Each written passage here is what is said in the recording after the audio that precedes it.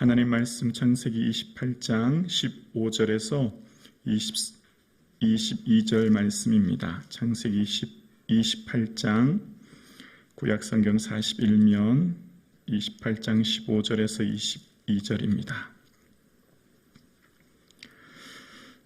우리 함께 합독하시겠습니다. 함께요.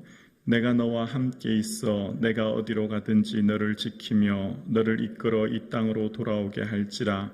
내가 내게 허락한 것을 다 이루기까지 너를 떠나지 아니하리라 하신지라. 야곱이 잠이 깨어 이르되 여호와께서 과연 여기 계시거늘 내가 알지 못하였도다. 이에 두려워하여 이르되 두렵도다. 이곳이요 이곳은 다름 아닌 하나님의 집이요 이는 하늘의 문이로다 하고, 야곱이 아침에 일찍이 일어나 베개로 삼았던 돌을 가져다가 기둥으로 세우고 그 위에 기름을 붓고 그곳 이름을 베델이라 하였더라. 이 성의 옛 이름은 루스더라. 야곱이 소원하여 이르되 하나님이 나와 함께 계셔서 내가 가는 이 길에서 나를 지키시고 먹을 떡과 입을 옷을 주시어 내가 평안히 아버지 집으로 돌아가게 하시오면 여호와께서 나의 하나님이 되실 것이요 내가 기둥으로 세운 이 돌이 하나님이 집이 될 것이요 하나님께서 내게 주신 모든 것에서 10분의 1을 내가 반드시 하나님께 드리겠나이다 하였더라. 아멘. 하나님 오늘 이곳에 우리와 함께 하시는 줄로 믿습니다. 아멘. 하나님은 인생에 가장 외롭고 두렵고 홀로 남아있는 것 같을 때 만나주시는 좋으신 하나님이 우리의 하나님이신 줄로 믿습니다. 사랑하는 아버지와 어머니를 떠나 한밤중 돌베개를 베고 누워있던 야곱, 모든 것을 잃어버린 도망자 신세로 길바닥에 누워 돌베개하고 있던 그는 자신의 곁에 아무도 없다고 하는 외로움과 함께 미래에 대한 두려움으로 그는 지금 누워 있었습니다. 그 어두운 밤 하나님께서는 야곱을 만나 주셨고 그 절박한 상황, 인생의 내동댕이 친 상황 가운데 있는 그를 하나님께서 만나 주시는 모습을 오늘 본문을 통해 보게 되어집니다. 하나님께서는 우리의 삶에 가장 외롭고 가장 고독하고 가장 힘든 순간 만나 주시는 분이 우리 하나님이신 줄로 믿습니다. 말씀을 살펴보면 언제나 믿음의 사람들의 삶에 가장 고통스럽고 힘든 순간 외면하지 않으시고 찾아오시는 하나님을 우리는 만나게 되어집니다. 그 하나님께서는 결코 그 야곱의 인생을 외면하지 않으시고 만나주심으로 말미암아 이스라엘의 정통성이 야곱으로 흘러가고 야곱을 통해 그 후손이 복을 받는 은혜를 우리는 본문을 통해 발견하게 되어집니다.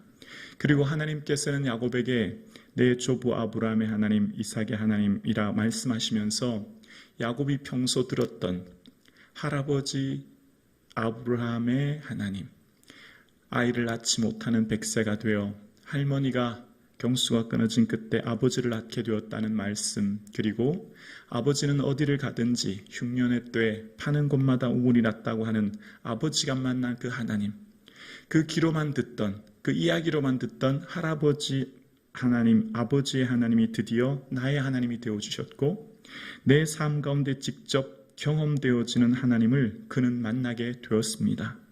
사랑하는 성도님, 하나님께서는 누구의 하나님, 누구를 통하여 만나는 하나님이 아니라 오늘 직접 나에게 말씀하시고 오늘 직접 나와 함께 하시는 분이 살아계신 우리의 하나님이신 줄로 믿습니다. 그 하나님은 여러분 각자의 하나님이시고 여러분의 삶을 인도하고 계신 분이 우리 좋으신 하나님이신 줄로 믿습니다. 그 하나님께서는 누구를 통하여 이야기로만 듣던 하나님이 아니라 이제 직접 하나님의 말씀이 들려지게 되고 그 말씀이 자신의 삶 가운데 무엇을 말씀하시는지를 그는 15절에 깨닫게 되어지는데요. 하나님께서 너라고 하는 표현을 4번이나 반복하면서 이렇게 말씀하십니다. 내가 너와 함께 있어 내가 어디로 가든지 너를 지키며 너를 이끌어 이 땅으로 돌아오게 할지라. 내가 내게 허락한 것을 다 이루기까지 너를 떠나지 아니하리라 하신지라. 아멘. 야곱아, 나는 내가 듣던 할아버지의 하나님, 너의 아버지의 하나님을 넘어 이제 너의 하나님이야. 내가 너와 함께하고 있어 라고 말씀하고 계신 거예요. 하나님은 오늘날 나의 하나님이신 줄로 믿습니다. 나와 함께하고 계시고 나의 삶을 인도하시는데, 야곱에게는 하나님께서 네 가지 놀라운 복을 주십니다. 임마누엘의 복이에요. 가장 먼저 내가 너와 함께 있어 라고 하십니다. 이것이야말로 하나님 주신 크신 은혜죠. 하나님 함께 하시기 때문에 이 땅의 모든 일들이 은혜 가운데 형통한 복을 누리게 되는 것이죠. 하나님 함께 하신다는 것입니다. 두 번째는 보호하심이에요. 내가 어디로 갔는지 너를 지키며 라고 말씀하십니다. 걱정하지 마. 너 미래가 두렵지? 너 앞으로 펼쳐질 인생에 염려되지?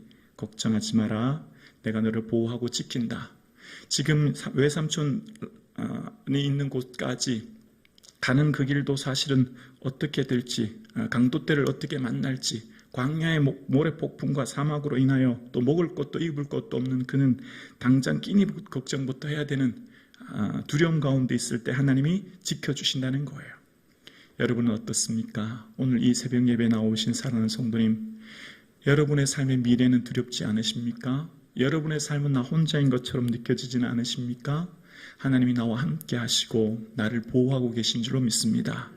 여러분의 삶에 무엇이 여러분을 걱정하게 하십니까? 무엇이 여러분을 근심하게 하십니까? 내가 너를 이끌어 이 땅으로 돌아오게 하신다는 거예요. 하나님이 이끄시는 인생이라는 거예요. 여러분, 하나님이 우리를 이끄시는 것입니다. 이후에 야곱이 야복강에서 천사와 씨름할 때 발 뒤꿈치를 잡는 자, 속이는 자가 아니라 이제 드디어 하나님의 은혜를 경험하고 이스라엘로 그의 이름이 바뀌지 않습니까? 이스는 끌다는 거거든요. 이끌다는 거거든요. 엘은 신 하나님이라는 거거든요. 하나님이 이끄는 자로 그가 바뀌지요. 저와 여러분의 삶은 하나님이 이끌고 계신 줄로 믿습니다. 사람이 마음으로 자기 길을 계획할지라도 그 걸음을 인도하시는 분은 하나님이시죠. 하나님이 저와 여러분의 삶뿐만 아니라 여러분의 자녀의 삶을 이끌고 계신 줄로 믿습니다. 그렇게 우리의 삶이 하나님이 이끌고 계시기에 두렵지 않은 거예요.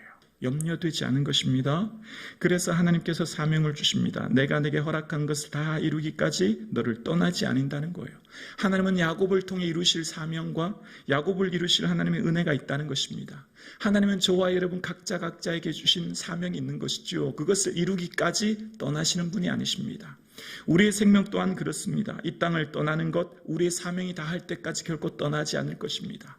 하나님 저와 여러분에게 주신 분명한 사명이 있고 그것을 주님은 친히 이루어 가실 줄로 믿습니다. 그것을 다 이루기까지 우리를 지키시고 보호하시고 인도하시는 분이 우리 하나님이십니다. 그래서 야곱은 깨닫게 되어지죠. 그렇구나. 바로 지금 여기에 이곳에 하나님 계시는구나. 16절에 그가 고백합니다. 야곱이 잠이 깨어 이르되 여호와께서 과연 여기 계시거늘 내가 알지 못하였도다. 여러분, 하나님이 여러분 이곳에 계시고요. 하나님 예배 후에 돌아가신 여러분의 삶의 자리 가정에 계시고요. 여러분 직장에 계시고요. 여러분 살아가는 삶의 그곳에 주님 친히 계시는 줄로 믿습니다.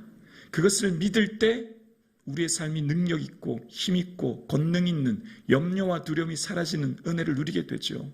하나님이 여기 계시는 거예요. 하나님이 지금 여러분이 걸어가는 그 걸음에 계시는 거예요. 삶의 자리에 계시는 거예요.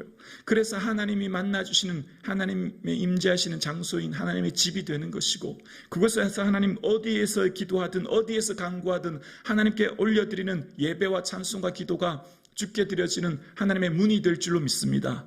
여러분 사랑하는 성도님 삶의 자리가 곧 하나님이 함께 계시는 곳입니다. 아멘이시죠? 얼마나 감사한지 모릅니다. 홀로 외롭게 도망자의 신세로 빈털터리로 정말 살아갔던 야곱은 놀라운 은혜를 경험하는 거예요. 그렇구나.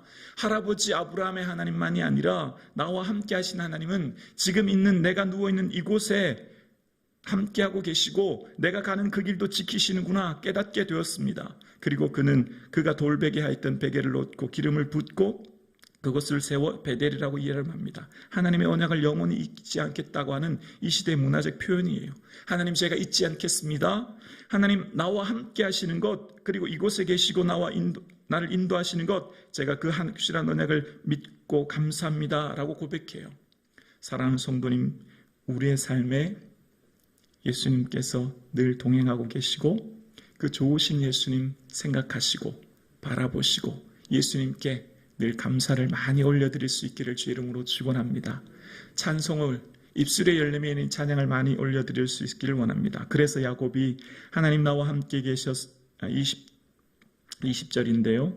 야곱이 소원하여 이르되 하나님이 나와 함께 계셔서 내가 가는 이 길에서 나를 지키시고 먹을 떡과 입을 옷을 주시어 21절이요. 내가 평안히 아버지 집으로 돌아가게 하시면 하나님께서 나의 하나님이 되실 것이요.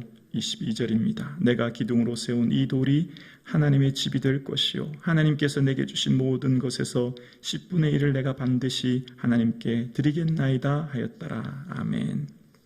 오늘 이 표현은 우리가 그냥 한글로 읽으면 하나님 뭐뭐 해주시면 저 이렇게 할게요 라고 하는 마치 거래처럼 보이는데, 우리가 생각할 때 이 한글 성경으로 읽고 또 이 우리 문화로 생각하면 조건절로 보이지만 이 히브리적인 표현 문법, 그러니까 히브리적인 구약의 상황 가운데서는 조건이라고 하기보다는 이때 당시 사람들의 문화적 표현입니다. 그러니까 하나님, 제가 이렇게 연약한데 제 처지가 이런 상황인데 그럼에도 불구하고 하나님께서 이런 은혜 주실 줄로 믿습니다 라고 하는 이런 표현인 거예요. 그러니까 하나님, 저 당장 내일 먹을 끼니도 없어요.